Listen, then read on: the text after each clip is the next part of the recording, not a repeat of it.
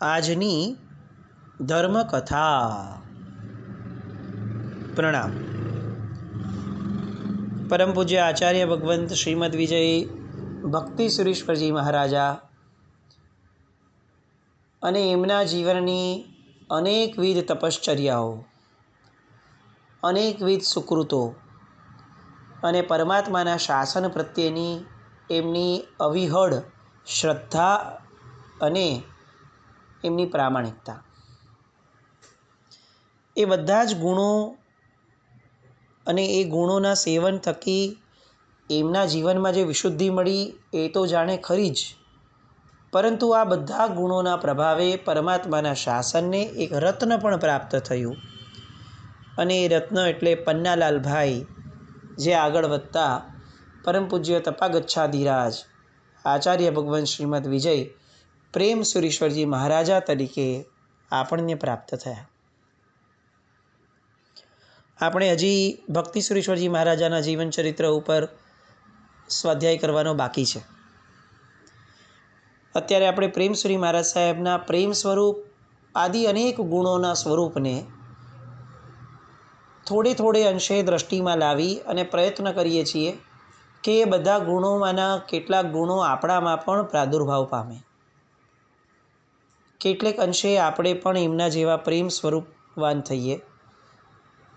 સ્વાર્થ માટે લોકોની સાથે સારું બોલનારા આપણે ખરા અર્થમાં પ્રેમ નામના ગુણને આપણા જીવનની અંદરમાં એવી રીતે ઘૂંટીએ કે જેના કારણે વગર સ્વાર્થે પણ નીતરતો પ્રેમ આપણા જીવનમાંથી તમામ જીવો માટે નીકળે.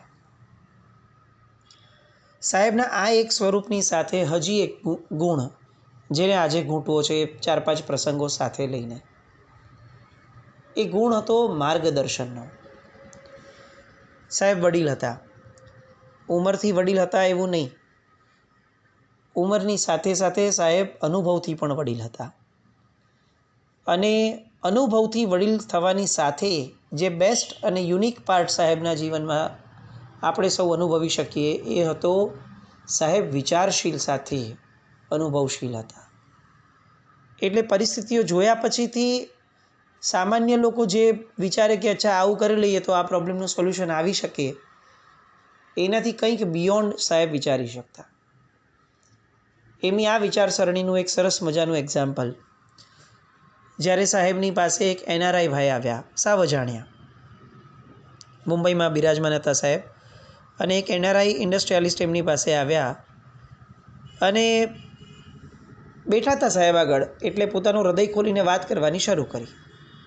કોઈ સ્વાર્થ ન હોય ગુરુ ભગવંતો પાસે, એટલે સામાને પણ ખુલીને વાત કરવા માટેનું એક મોકળું મેદાન મળે. સાહેબ, હું એક ખૂબ નાનકડા ગામમાંથી ને અત્યંત ગરીબ ફેમિલીમાંથી આવેલો માણસ છું. ગામમાંથી શહેરમાં આવ્યો અને વ્યવસાયમાં વિકાસ માટે બહુ હાર્ડવર્ક કર્યું.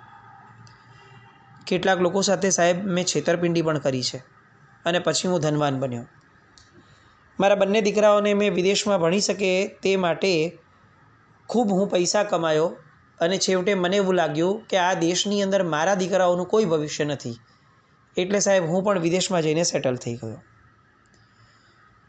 બાળકોને કોઈ પણ જાતની ઉણપ કે ઓછપ ન આવે એ માટે મેં બહુ કાળજી કરી. મેં મારા જીવનમાં શરૂઆતના વર્ષોમાં જે કષ્ટો મેં વેઠ્યા હતા એ મારા દીકરાઓએ વેઠવું ન પડે એટલા માટે મેં ભરપૂર સુખ સાહેબી સાહેબ એ લોકોને આપી.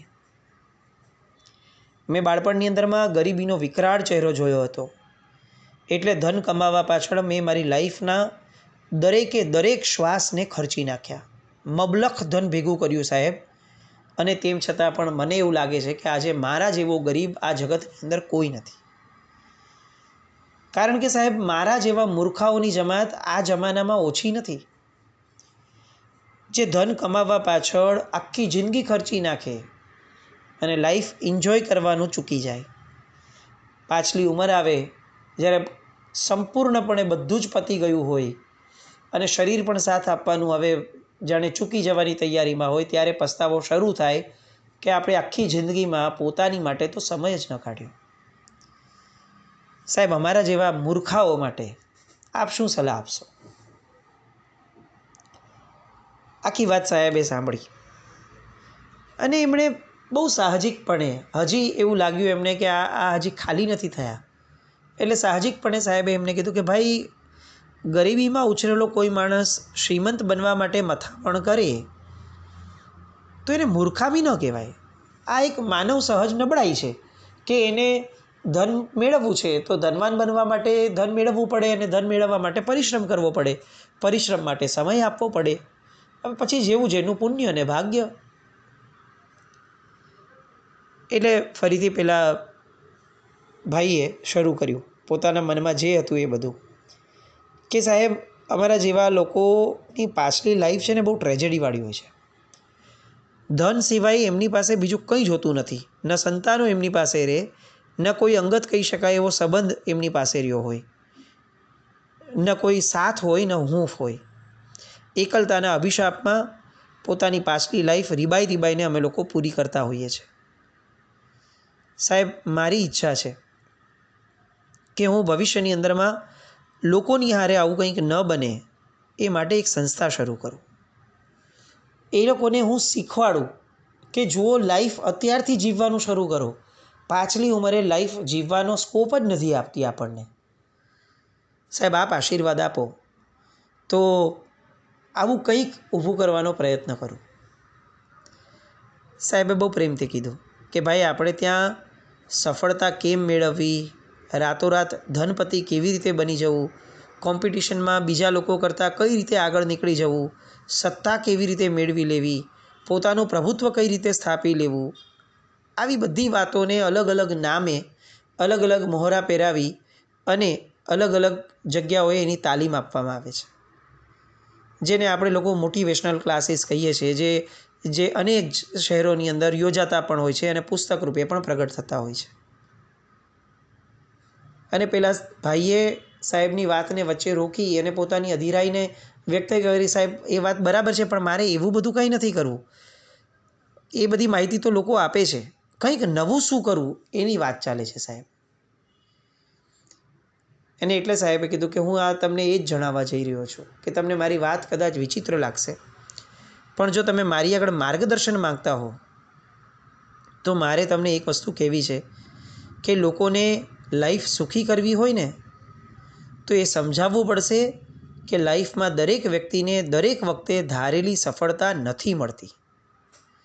સફળતા સ્વયંવર જેવી છે, કોઈકને મળે અને કોઈકને નિષ્ફળતા પણ મળે. તમારે ખરેખર લોકોને કંઈક શીખવાડવું છે તો એને સફળતા કેમ મેળવવી એ નહીં શીખવાડો, નિષ્ફળતા કેવી રીતે પચાવવી એ શીખવાડો. નિષ્ફળતા મળે ત્યારે નિરાશા અને હતાશા આપણને ઘેરી ન વળે, ડિપ્રેશન ન આવી જાય, એ માટે કયા કયા ઉપાયો હોઈ શકે એ બધાની ટ્રેનિંગ લોકોને આપો. કારણ કે આજના સમાજની સૌથી મોટી ટ્રેજેડી આ છે. સુખી કેમ થવું એનું ગાઈડન્સ ઠેર ઠેર મળે છે, પણ દુઃખને કેમ પચાવવું એની પ્રેરણા ક્યાંય મળતી નથી. સફળતા માટેના સેંકડો શોર્ટકટ્સ આપણી પાસે છે, પરંતુ નિષ્ફળતાના કડવા ઘૂંટડા જીરવવાની એક પણ વાત આ દેશની અંદર ક્યાંય સમજાવવામાં આવતી નથી. તમારે સમાજ સેવા કરવી છે તો આ દિશામાં કંઈક નક્કર પ્રયોગો કરજો. પેલા ભાઈ સાહેબનો આ દૃષ્ટિકોણ સાંભળી અને ઓવારી ગયા.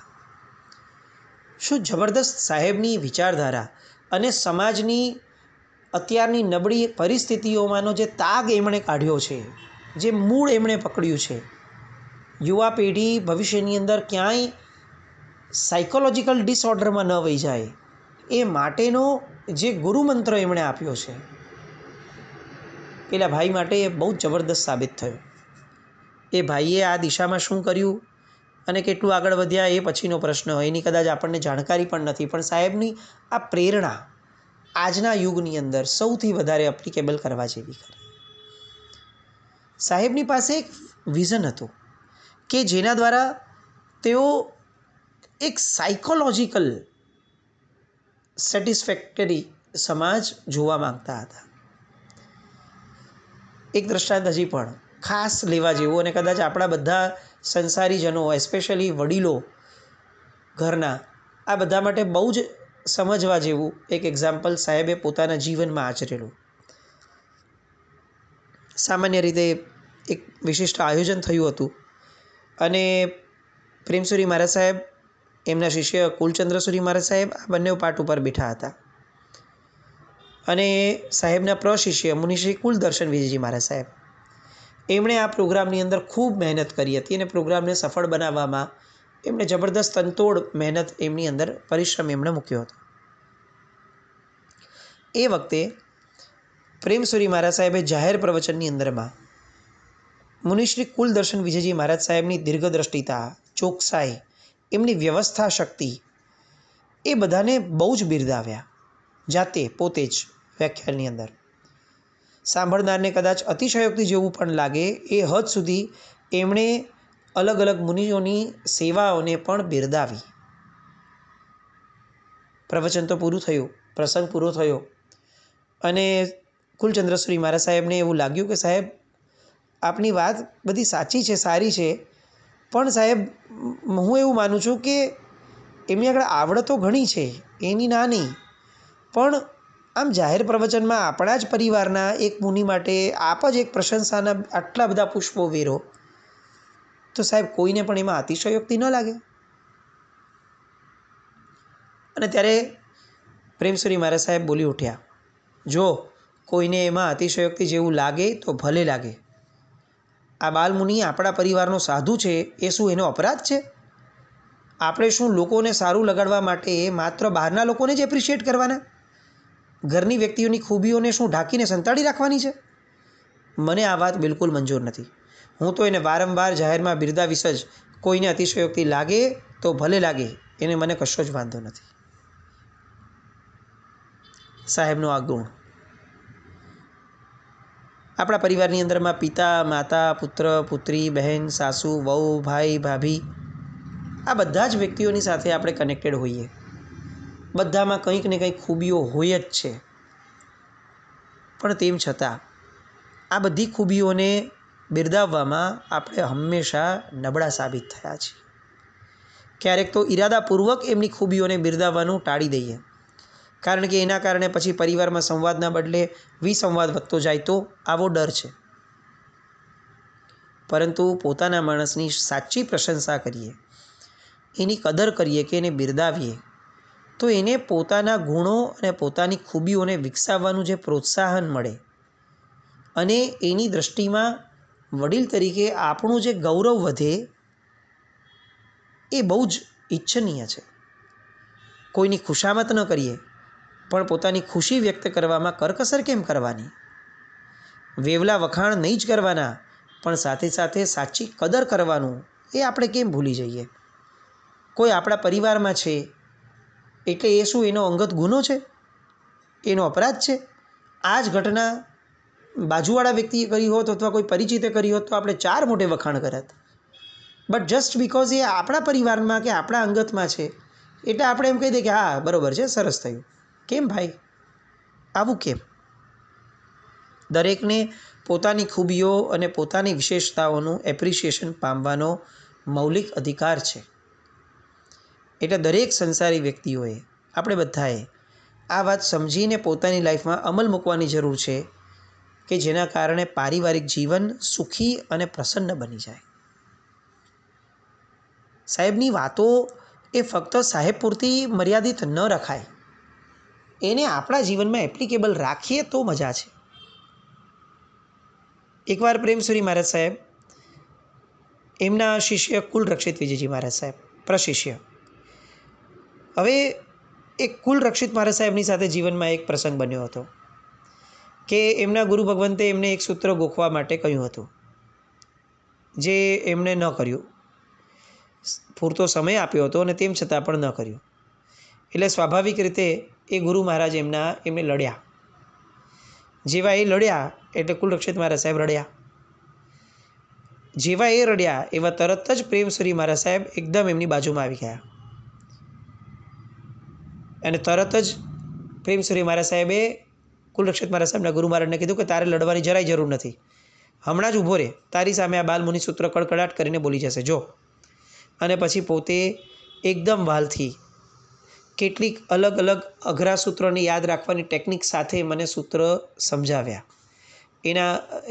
એની કીઝ આપી, માસ્ટર કીઝ આપી અને જેના કારણે મને સૂત્રો યાદ રહી ગયા અને હું ત્યારે બોલી પણ ગયો. એ બધું થઈ ગયું પછી એકદમ બાજુમાં બેસીને મને કહે, ગુરુ લડે ને તો રડવાનું નહીં. મને પણ મારા ગુરુજી લડતા હતા. તને તારા ગુરુ લડે તો તારે મારી પાસે આવી જવાનું. એ તારા ગુરુ છે પણ મારો તો શિષ્ય છે. તું મારી પાસે આવી જઈશ પછી તને લડવાની હિંમત કોઈ નહીં કરે. સમજ્યો? તે કંઈ જ ખોટું નથી કર્યું તો તારા સમર્થનમાં અમે રહેશું ને રહેશું જ. કેટલા સરસ શબ્દો. તે કંઈ જ ખોટું નથી કર્યું તો તારા સમર્થનમાં અમે રહેશું ને રહેશું જ. આમ જોવા જઈએ તો કેટલા સામાન્ય, અને આમ જોવા જઈએ તો આપણને ખરેખર એવું લાગે કે સામા વ્યક્તિને ભવિષ્યની અંદરમાં કંઈક શુભ કરવાનું મન થાય એવા આ શબ્દો. સામા વ્યક્તિના જીવનની અંદરમાં એક પોતાની માટેની આત્મવિશ્વાસની કેડી મળી જાય એવા શબ્દો. સામા વ્યક્તિને આપણા ઉપર અંધવિશ્વાસ કરવાનું મન થાય, આપણી માટે કંઈ પણ કરવાનું મન થાય એવા શબ્દો. સાહેબની પાસે સલાહનું અમૃત રહેતું. એ સમયે 2072માં પાલીતાણાની અંદરમાં વિશાળ શ્રમણ સંમેલન, સ્નેહ મિલન યોજાયું હતું. વડીલ આચાર્ય ભગવંત તરીકે પ્રેમસુરી મહારાજ સાહેબની ઉપસ્થિતિ અનિવાર્ય હતી, પણ નાદુરસ્ત તબિયત અને ડૉક્ટરની સૂચના એટલે મુંબઈ છોડી ન શક્યા. પોતાના શિષ્યોને એમણે મોકલ્યા, પરંતુ સાથે એક પત્ર મોકલ્યો અને એ પત્રમાં કેટલીક સલાહો એમણે તમામ શ્રમણી ભગવંતો માટે લખી હતી કે જેઓ આ સંમેલનની અંદરમાં ભાગ લેવાના હતા. 5 સલાહ હતી પંચામૃત રૂપે. સલાહ નંબર 1, કોઈ પણ મુદ્દાની ચર્ચા થતી હોય ત્યારે વડીલોને પહેલાં સાંભળવાની ધરપત રાખવી. કોઈએ પણ એમનું પૂરું ન થાય ત્યાં સુધીમાં કોઈ પણ ધારણાઓ અથવા કોઈ પણ કમેન્ટ આપી ન દેવી. સલાહ નંબર 2, જો કોઈ બાબતમાં સંઘર્ષ થાય એવી સંભાવના દેખાતી હોય તો પહેલાં તો સમાધાન માટેની તમામ શક્યતાઓ વિશે શાંત ચિત્તે વિચાર કરવો. સીધા કન્ક્લુઝન ઉપર આવી જવું નહીં. સાહેબની આ બધી સલાહો કદાચ એ સમયે શ્રમણી ભગવંતો માટે હતી, પણ આ ફોર એવર આપણને બધાને જીવનમાં એપ્લિકેબલ અને ઉપયોગી થઈ શકે એવી બધી સલાહો. સલાહ નંબર 3, સામેની વ્યક્તિની વાતને સમજવામાં નેગેટિવ અભિગમ ન રાખવો, પોઝિટિવ અભિગમ રાખવો. જો આપણો અપ્રોચ શરૂઆતથી જ નેગેટિવ હશે તો એ જે એંગલથી બોલવા જઈ રહ્યા છે અને જે એંગલ સમજાવવા માટે એ વાતને પ્રેઝન્ટ કરી રહ્યા છે એ પ્રેઝન્ટેશન જ આપણી માટે નેગેટિવ થઈ જશે. એટલે સૌથી પહેલાં ન્યુટ્રલ રહી અથવા પોઝિટિવ રહી એની વાતને, એના એંગલને, એમણે જે કહેવું છે તે લક્ષ્યને સમજવા માટેનો પૂરતો અભિગમ આપણે બતાવવો. સલાહ નંબર 4, કોઈ પણ ચર્ચા વખતે પોતાના વ્યક્તિગત મુદ્દાઓને મહત્ત્વ ન આપવું. શાસનના હિતમાં શું કરવા યોગ્ય છે અને સાર્વત્રિક હિત શેમાં છે એનો વિચાર કરવો અને એનો સ્વીકાર પણ કરવો.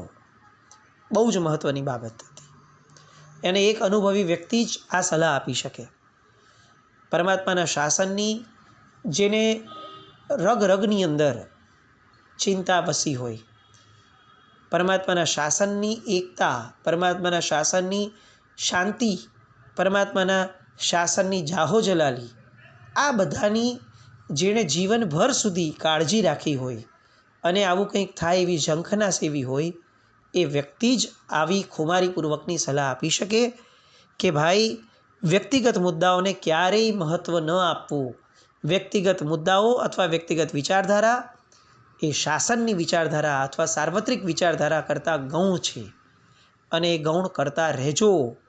આવી એક સરસ મજાની સલાહ પણ એમણે મહાત્માઓને ત્યારે આપી હતી.